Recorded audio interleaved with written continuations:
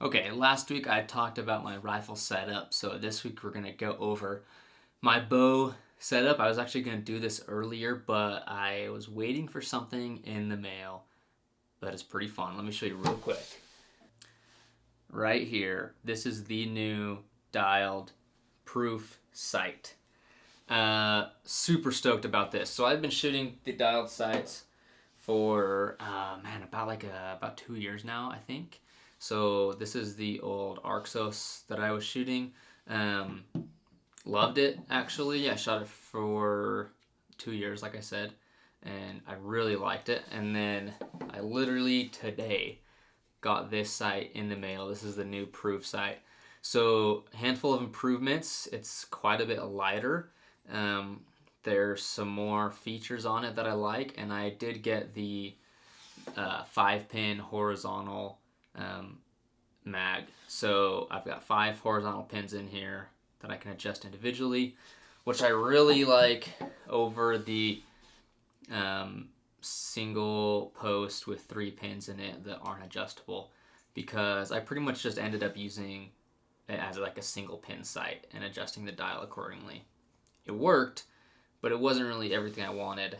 And now this year they came out with the mag with a 5-pin horizontal. They also have a 3-pin horizontal, or if you still like that 3-pin post, you can get that as well. But this is what I wanted, so this is what I got. So let's throw this on the bow and get going through my archery setup for 2025.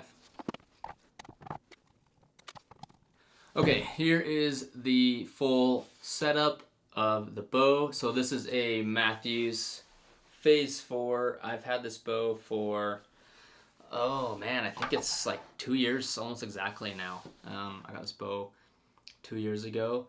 I was trying to work with Matthews on a project, and they are like, hey, we don't have funding, but we'll hook up with the bow. So they hooked me up with this bow, and I've had it for since I got it, brand new, and really enjoyed it. So thanks, Matthews, for hooking me up.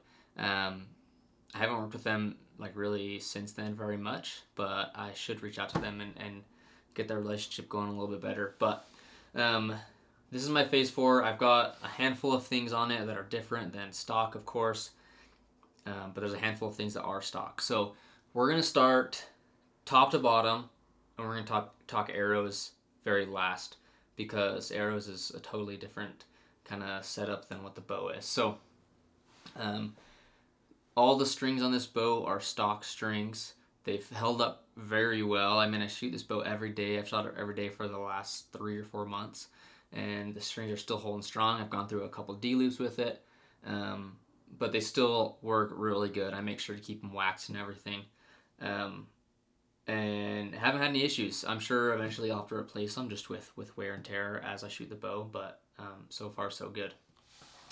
As I talked about, I got this new dialed proof sight on here. So I put this on today, went and shot it, sighted it out to 50, 60 yards. Since I have 5 pins, I go 20, 30, 40, 50, 60. And that's taking near all I need, because just for me personally, shooting out to 50, 60 yards, it's a little far. I just need more practice with it. So I'm sure by the time the season comes around, I'll have some more practice, especially on some 3D courses and stuff. But super stoked for that sight. I don't have a sight tape on it yet, just because I literally just got it, threw it on the site, went and shot it today. It was pretty windy today, but got after it anyways. The color matches the bow pretty much perfectly. I don't know the exact color of it, but if you go buy a sight from Dialed, all of the colors are listed in there, and it shows you like what bow color they match. They do a few different bow brands, and that's kind of cool to see. Next, coming down from the sight is the rest. This is just the Matthews Q80 rest that came with the bow. So this rest is just like pops up. I pop it up with my thumb, and then when I shoot, pull the bow back, it automatically pops down. I need to put a little bit more felt on this one, actually, because it's kind of wearing through. I've just shot enough arrows through it that it's starting to get a little loud, and that felt's kind of wearing off. So get some more felt on there, and I'll be good to go for this season. You'll probably notice that I actually took off the actual Matthews grip. Two reasons for this. First of all, the main reason is that the glue on my grip was starting to kind of wear off. So I'd be like stalking through somewhere or carrying my bow, and the grip would kind of start to like slowly slide off.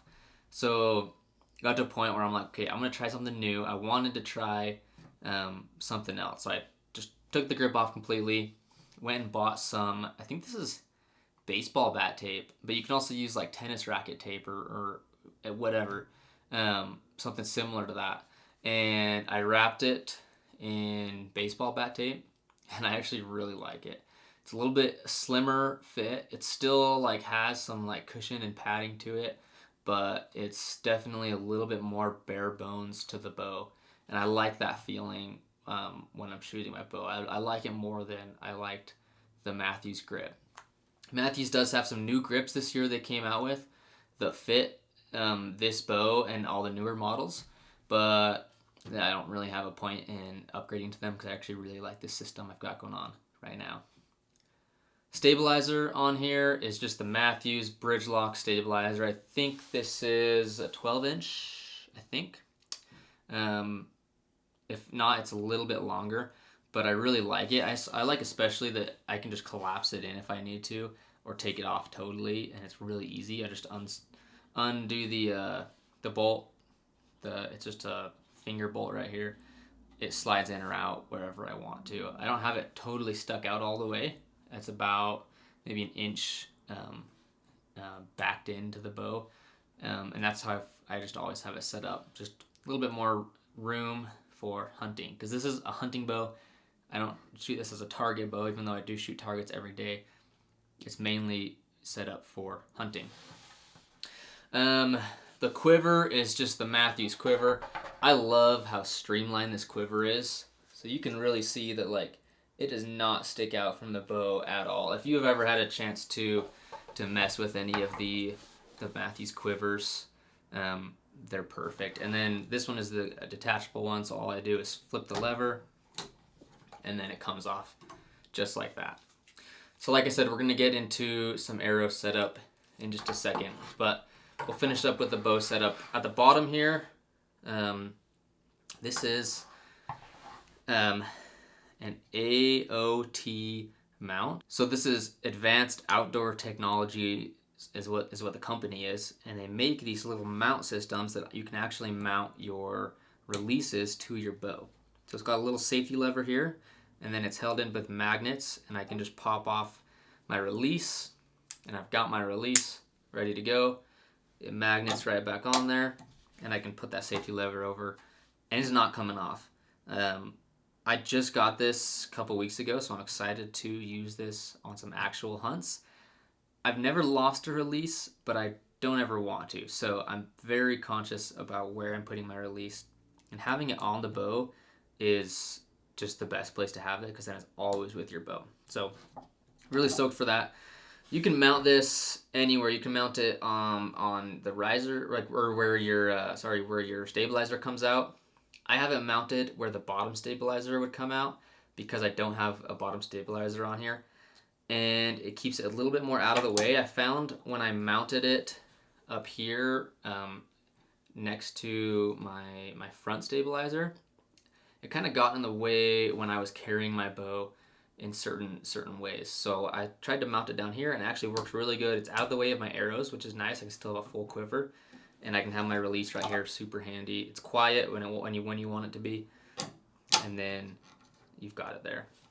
And then on the very bottom, the mount I have, which is awesome. It's just the Matthews bow mount. I don't know what it's called, but it comes off super easy, so you don't have to worry about your bow falling over or setting in the dirt or anything.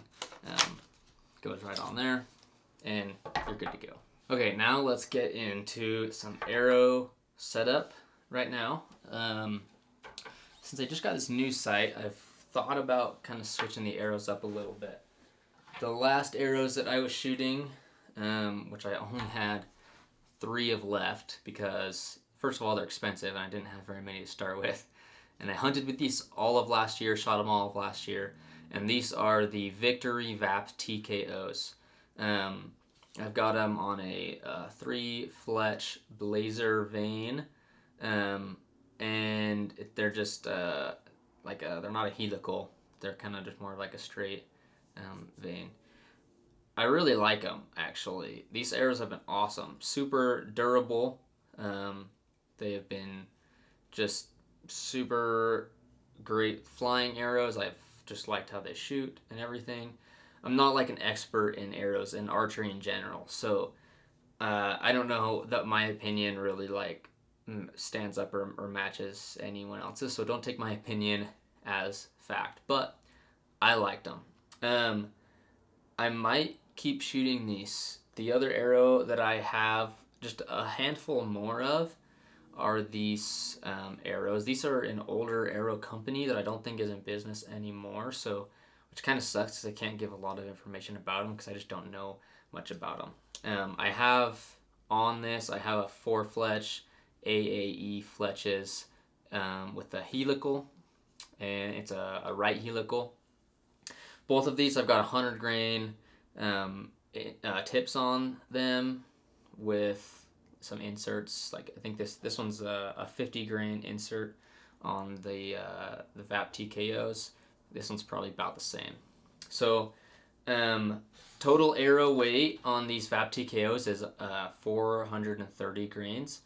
I don't know what it is on these other arrows, but I'd have to check that out at the bow shop because I actually don't have a scale that will measure grains, but it's a little bit heavier. For a couple reasons, it's a 4-fletch, which adds a little bit of weight, and then it's also a thicker diameter arrow. And I actually think it's about the same length as the VAP TKO. So the only reason that I would switch to these other arrows is because I have more of them, so I wouldn't have to buy any new arrows because arrows are expensive, especially these Victory VAP TKOs. So that's something that I'm going to be kind of toying with here in the next couple of weeks, since we got bear hunts coming up in April. I'm going to be hunting bears with the bow. As far as broadheads this year, so I have been shooting, I'll throw one on here real quick. I've been shooting the Sever broadheads. Really like these things. I bought a handful of these last year just on my own dime and shot them through the whole season and just really liked them. I got good results with these broadheads. So these are the hybrids. These are the 1.5 hybrids. And one of the things about this broadhead is that you can throw a set screw in it, and you can actually shoot these at a target and they won't expand. So this one I have right now set up in what they call target mode. So I can shoot this at a target and it's not gonna expand. It does have, I think it's like a 1/2 inch like bleeder cutter on here, so it's a little bit smaller fixed blade portion, and then it has the actual expandable blades as well. So you can shoot this at a target, just kind of get it dialed in, figured out. The thing is I didn't have to change anything with my sight, nothing. And these broadheads shot exactly how my field point shot. So these are 100 grain broadheads. And then when you're ready to shoot them, you just take that set screw out. There's a rubber band that goes on the blades to hold them in place while you're shooting, and you're good to go. So I killed my deer and my elk this year with this broadhead, and I think this one might actually be the exact broadhead that I killed either my elk or my deer with. I don't remember which one, but I have both of the broadheads still that I used on those animals, which is pretty cool. And they still work good. I cleaned them up and washed them up and everything, and they work good. They also have replaceable blades for these broadheads, so if you ever feel like they're getting dull or you break one or something, you can just buy a little pack of new blades and replace them on your own. They're really easy. So that's kind of the overall arrow bow setup for this year. I know there's a couple things like the arrows that are a little bit of a question mark right now, but that's kind of my experience. There's really no reason I would switch from these VAP TKOs other than the price of them. So I may just stick with them and just man up and just buy some we'll see kind of what happens there. The last thing I wanted to talk about real quick is what I have with me in my Bino harness when I'm archery hunting. So there's really two main things. Obviously, I'm gonna have the binoculars, whatever binoculars I'm running for, depending on which hunt I'm going on. If I'm in an open country hunt where either maybe it's high country archery mule deer or spring spot and stock bear hunting, I'm gonna have these Sig Zulu 6s. These are the stabilized binos. If I'm doing maybe a archery elk hunt that's in thick timber, these are just too much power. The 16s are just too much power for me. So I'll throw in a pair of 10 powers in here. I don't have stabilized 10 powers, but I've got so Leopold 10 powers that are just 10x42s that I'll pack around when I'm doing any sort of hunt that's in really thick timber country. And then I've always got my rangefinder, and this is a Sig rangefinder. It's the Kilo 2000. I actually don't know if they make these anymore because I was looking on their website the other day. It's a cheap one. I think I got this from Cabela's, less than $300, and it's worked good. It doesn't really range much past like 800 yards, maybe even like 700. So if you're trying to do rifle hunts, this probably isn't the best rangefinder for you. Also, it's not like an expensive fancy rangefinder, but it works really good for my archery setup and for most of my rifle stuff, because normally I'm trying not to shoot farther than 500 or 600 yards if I really have to. So, and then on the other side, I always have just some Windicator. If I ever run out of this, I just fill it up with baby powder, which is kind of a funny thing, but it works really good. And it's just the right consistency of powder, and you can just fill it up every year that you need to, so you don't have to buy a whole new puffer bottle thing every time. So those are the things that stay with me all the time. I do have like a elk reed in the side here. On a lot of the hunts with a lot of glassing, I've always got the Bino visor in the back of here just for blocking the sun. And then I've got a handful of other items just in the front of my Bino harness. I'm not going to go through that stuff right now. So anyways, guys, that is my entire bow setup. If you have any questions, let me know. One thing I guess I just realized I didn't really go over is the release that I'm using. So this is a knock to it release. It's basically the same thing as like a Carter release. I think it is the same thing, but I'm really not totally sure.